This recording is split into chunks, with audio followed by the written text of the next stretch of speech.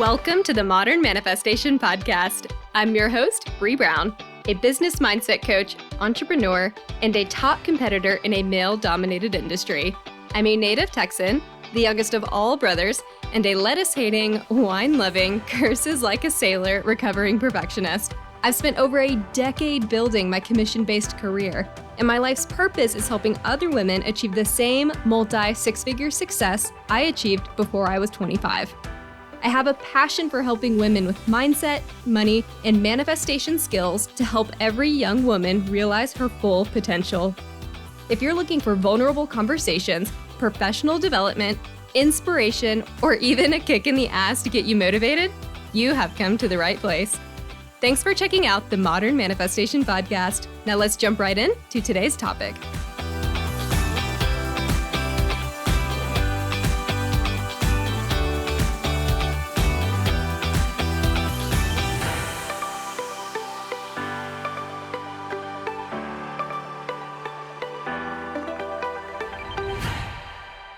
Good morning, good afternoon, and good evening whenever you are tuning in, and welcome back to the Modern Manifestation Podcast. Fun fact, I just have to let you guys know that the intro is always like the hardest part of an episode for me because there's no tone set going into it, right? So it's like, should I be like, hello, hello, hello? Like, I probably re-record that more than like any other thing in my episodes. So there's a little bit of humor for you and self-deprecation. But I was just thinking about it as I was saying that introduction. I was like, I'm going to change it up a bit today. And then I was like, why is this so hard? Anyway, I'm in a weird mood today, so let's just strap in and get right into the 11th of the 12th universal laws. It's going to be interesting. Today, we are talking about the Law of Polarity. And before we continue on, I wanted to let you know that next week we will finish up with the last of this series, and then we will be moving into more wealth consciousness and identity episodes. So if there is a topic you want to hear more about, DM me on Instagram, and I'll be happy to plan it into this year's content. And to those of you who already have, thank you for the inspiration. Much love to you. Okay, let's jump into the 11th law, the Law of Polarity. The Law of Polarity states that there has to be an opposite to everything in our world for our universe to remain in balance. So in other words, everything has a duality and a built-in opposite that cannot exist without the other. So if one side has the potential to exist, then by the law of polarity, the opposite side also has to exist in order to create a full circuit. So this is a bit of a paradox, but these opposite expressions are also the same because together they make up a whole. Yeah, I'm gonna let you sit with that one for a second. They're opposite and the same. The polar ends are both extremes of the same continuum. They're just as alike as they are different. So to spare your brain, because you're probably like, wait, what? Let me give you a quick analogy. The law of polarity can best be understood by thinking about a coin. The opposing sides of a coin, they seem separate, right? You have heads and then you have tails. But they're opposing sides of the same thing. They're still a coin. They're just different expressions of the coin. So while you might flip and get heads one time, there's always the potential that you could have gotten tails, and vice versa. That potential of having one or the other extreme expressed is the law of polarity. The potential for the opposites at all times. And either way, the coin is whole, and the opposing sides are opposite and the same simultaneously. So you cannot have one side of the continuum without the existence and potential for the opposite end. So if there is a positive, there has to be potential for a negative. That doesn't mean it's always going to express, but it means that the potential is there. It has to exist. So you can't have black without white, birth without death, light without dark, happy without sad, health without sickness, good without bad, etc. And by this narrative, if you're happy, you always have the potential to be sad. But if you're sad, you also have the potential to be happy. The law of polarity always gives us both extremes, and our mindset is what determines which extreme is delivered and expressed. So the law of polarity gives us active choice. So to tie this law in with the previous episode, if the law of rhythm is a pendulum, then the law of polarity is the furthest right and left point that the pendulum reaches. So you're smart. You've probably already figured out that these two are closely related to one another, and they are. Everything natural that we experience in our life or in our world is cyclical and within balance because of the expression of these two laws working together. So for every tree that falls, another's growing. For every death, there is a birth. For every storm, there is a drought. For every terminally ill patient, there is another one who miraculously lives, and so on. And understanding how these two laws can work together reminds us to pay it forward while things are good, because that'll help us balance the scales. And my personal belief, and I actually haven't read this anywhere, so totally take it with a grain of salt, but my personal belief is that this concept of paying it forward will keep you in a positive cycle longer because you're balancing the scales while you're there. So you're just chilling in that good area, that good polar end that you want to be in, right? The good side, quote unquote. But the same can also be said for those whose misery enjoys company, right? They spread their shitty little circumstances to everyone else, and they want everyone to be just as miserable as they are. We all know at least one person, right? And so they stay there. They stay in that polarity. And so I feel like whatever you're putting out there is what you're getting back more of. And if you're giving out shitty circumstances, that's what you're getting back. But also if you give out really great things, that's what you get back. And I feel like that's what allows us to hold these polar opposites, the sides that we actually want to have expressed longer, right? Because law of rhythm means that either way, things are going to flow in and out. But I feel like we do have some agency of being able to control how long we stay in certain cycles based on things like paying it forward. And if I may be so bold as to be extremely cheesy, and I will, because I'm alone and it's my podcast, throw glitter, not shade, and your life will be more sparkly. I know. I need to put that in a little shirt and just wear it around. Throw glitter, not shade, and your life will be more sparkly. So for every gift we receive, aim to give a gift away. For every opportunity you receive, give another to someone else. For every moment of joy we experience, bring joy to someone else. So if something really great happens for you, pay it forward. Do something great for someone else, right? You find $10 on the ground. What if you bought the person behind you's latte, Or a coworker gives you praise in a meeting? Awesome. What if you could do the same thing for someone else in a meeting? If your spouse does something that's super helpful for you, great. What can you do for them in return? It's not about this debt to pay, right? It's not about the give and the take, the having and the not having. This is just about something great has been done for me and I'm going to give something great in return. It's about this paying it forward. It's about giving and receiving this good energy. So the law of polarity allows us the active choice to stay in a particular polar end so long as we're within balance with it. Okay, so you've heard some good things about the law of polarity.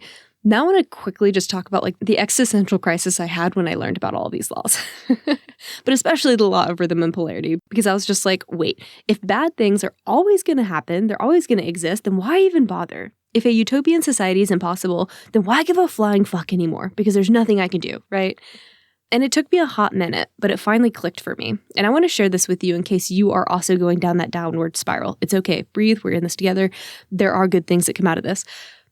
I gained more appreciation for this law when I remembered that the universe does not perceive good or bad.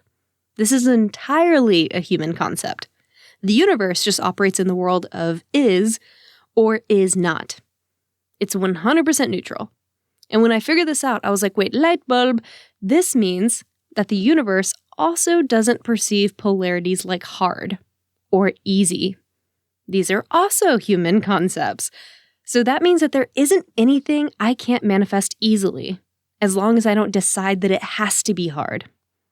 Excitement, I know. But honestly, that blew my mind when I thought of that. I was wow, this whole concept of easy versus hard, I think about manifesting $1 billion being really hard. And of course I still do because I'm getting over those beliefs. But in reality, things just are. They just exist. And so if we can believe that something is easier than it is hard, then that becomes true for ourselves. That becomes the expression of the polarity that we experience. And vice versa. If we believe because of our conditioning and our life growing up that something has to be hard, then that becomes our reality. That becomes the expression of the polarity. And a little personal example of mine that I'll use to demonstrate this is that when I was younger, I decided to take on this narrative of a young woman that wasn't good at math. because I just assumed that, first of all, I didn't think at the time that young women could be good at math. That was a guy's thing. I was more into history and English, and that's where I thrived. But over time, especially when I got to 8th grade / ninth grade, I all of a sudden was thinking about it. I was like, well, I have to do well in this class this year. There are external reasons as to why I had to do well, but I all of a sudden just said, I just have to become someone that's good at math if I'm going to get to my goals. I just have to. I have to get A's in math. And so then I was like, well, come hell or high water, I'm just going to have to be good at math. Like I flipped the switch and said, instead of me sitting in this I'm bad at math section for a while, now I'm just going to choose to be good at it. And what does that look like? And what do I need to do to embody that person who chooses to be good? And I'm not going to lie, I had to apply myself a lot more to math than I did my other subjects. But that's also because I was less practiced at math, because I already had in my head that I was bad at it, so why try? So all that to say, I had the narrative that I was bad, and then I had to make a choice where all of a sudden I just said, come hell or high water, I just have to be good at this thing. I applied myself. It took me a little longer, but by the time I graduated high school, math was one of my better subjects. And all of a sudden I was like, oh wow, no, I'm good at math. That's something I'm now great at. And so the label was really frivolous. It didn't really have much meaning. It's just the intent that I allowed it to give me. It was the polar end that I decided to accept as truth about my life. But the universe is neutral. It's like, hey, you want to flip to the other side? Cool, go for it. Your life. So all this to say, as humans, we are the ones who apply labels. Labels like good or bad. But when we really think about it, everything that we consider bad could be good for someone or something else. Everything. A flood means danger for people, but a chance for plants to spread their seeds farther. And a forest fire means people could lose their homes, but it creates really fertile soil and clearing for future growth. And the death of a loved one can be traumatic for you and inspires someone else to live their life more fully. Hell, even an asteroid hitting Earth, really sucked for the dinosaurs, but was kind of great for humans, right? In every war in history of the world, soldiers on both sides of the war always think they're on the right side. And the label of who the good and the bad soldiers were entirely depends on the perspective of the historian. Good and bad are human concepts. Right and wrong, yes, no, right, left, up, down. These are human concepts with no meaning to nature. The law of polarity embodies this neutrality. This simplicity. It just is. It's just the expression of two ends, two opposites. So living a fulfilled life means experiencing the fullness of all continuums, right? Treading through things like grief, frustration, worry, and then appreciating the other opposites of joy, love, and bliss, and making an active choice to determine which one we're going to sit in, which one we're going to embrace. Change is inevitable, but choice is how we can adapt. Nature just is. The law of polarity just is. So if you can always choose things like optimism over pessimism, you will be choosing the positive expression of these polarities that exist within your life. So before we wrap up, let's talk about how to apply the law of polarity to what you're manifesting. So if you're trying to manifest more abundance, the law of polarity states that the full package you're really manifesting includes both ends. It includes abundance and the lack of. But the side that is expressed in your life is what you are a higher match for. So if you're focused on manifesting wealth, but you're not quite certain you're worth having the wealth, then you could unintentionally attract poverty because you're welcoming the whole package into your life. And your thoughts are telling the universe to express the negative side of that spectrum, because you don't have belief in self-worth. So in other words, you found the right coin, but you flipped it and you got the wrong side because of your expectation. You said, oh, I'm going to flip it because I really want abundance. And then that little voice in the back of your head was like, but just kidding, we don't really deserve it. And so then the coin was like, boom, tails, you don't get it, poverty. And I'm not saying you're going to be just in extreme poverty, right? I'm just saying that will express itself a little bit more than the abundance side, because your intent still counts for something. But the energy of how you really feel about something also counts for something. Remember the particle wave theory and the law of quantum physics that states an observer's expectations determines the outcome. This means that you're attracting the right package, the right coin. You just need to change your mindset so that you're getting the side of the coin you want. You need to adjust your expectation so that you get the wealth and abundance side. It starts with your expectations. So I have a quick exercise for you to help you recognize where you're not fully aligned with the things you want, right? Because we all know we're pretty clear on what our intents are. We're not always super clear about our expectations. And these sound like the same things, but there's a slight difference. So here's what I want you to do. Grab a piece of paper when you have time, draw a line down the center of it, and on the left-hand side of this line, I want you to write down all the things you want to manifest. And it could be as long as you want, right? You can do maybe 5 things, 20 things, I don't care, it's up to you. And then on the other side of this paper, I now want you to go through and for each of those things you wrote on the left side, on the right side, I want you to write the opposites of those items. And once you've done this for the whole list, I then want you to go through each item, line by line, and imagine what it would be like to have the positive version of the thing you want, which is on the left side. And then think about what it would be like to have the negative version of the thing you want on the right side. And ask yourself, which one feels more attainable? Which one feels more realistic for me? And be honest with yourself, and then write that experience down. It could be that for half of them, you're like, oh yeah, no, hell yeah. I definitely am aligned with this thing on the left. I know it's coming. It's great. I have no doubt in my mind that that's way more attainable than the shit on the left. On the right. But for a couple of them, or maybe even all of them, you could have a different experience. You might say, oh gosh, I know that's my intent, but I actually feel like that's not achievable for me. I don't actually feel like that's possible. I feel like being poor for the rest of my life is more likely. That's important for you to know because that means your expectation is not in alignment with your intent. That difference is what we call limiting beliefs. So hopefully that helps you demystify what these things are. So if you've gone through this list and you realize that the right side of your page feels a little bit more in alignment with where you are currently, that just means you have some beliefs to work through. And that's okay. We all have beliefs. Even the best manifestor in the world is still going to have beliefs to deal with. And working on limiting beliefs doesn't ever mean that they completely go away. It just means that you have choice. And you get to choose a different route. So if this resonates with you and you find yourself aligning with more of the things on the right, that just means your intent is heading in the right direction, but your energy is not. So you're opposing intent and your beliefs are canceling one another out.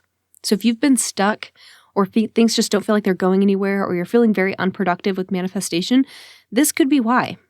Your intent is the gas pedal, but your energy is the brakes. And when the two conflict, you're not going anywhere. So as an example of this, if you have manifest wealth on your list, but you think about having wealth and thoughts like, oh, I probably won't ever have it. I don't actually believe this will work for me. I think I'll always just be starving artist for the rest of my life, like whatever it is. That means your intent of having the abundance is in direct conflict with how you really feel. And because your emotions are energy in motion, that means you're hitting the brakes on one side. And if this negative energy is stronger than your intent, then you're probably throwing the whole damn car into reverse. Which I know probably doesn't really go with my analogy, but, bear with me here. So to address this dilemma, to put your foot on the gas and to release the brake, you have to make your intent stronger. And you can do that by sitting in the emotions of already having what you want. That way you can start changing your energy, your emotions about the issue. And you can do this with visualization, journaling about the future version of you who has those things, acting as if. There's a million different methods you could use. I'll leave that up to you. But the idea is to get your brain working on seeing this as an opportunity for yourself and building those neural pathways, right? I don't know if you remember, you can go back to episode 48 if you just don't remember, but brain cells that fire together wire together. And a lot of us have really negative thoughts that have plagued us for so long that that's our brain's default. That's what our brain immediately jumps to, the negative. So that's why things like visualization and meditation and journaling are so important. Because if you can visualize the future version of yourself who has everything you want, you're forming that new neural network in your brain, a more positive network that may not have existed before. And that means over time, with enough repetition of those positive affirmations and those positive thoughts and expectations, this network can become the new default pathway that your brain takes. But it takes repetition and practice. And in the long run, This new neural pathway will ensure that you get to a point where you hit the gas long before you ever hit the brakes. That means your positive thoughts will jump in first, and if you have any negative, they might lag behind. But you're already going to be moving forward. Your foot's already going to be on the gas heading toward abundance. That's the fix.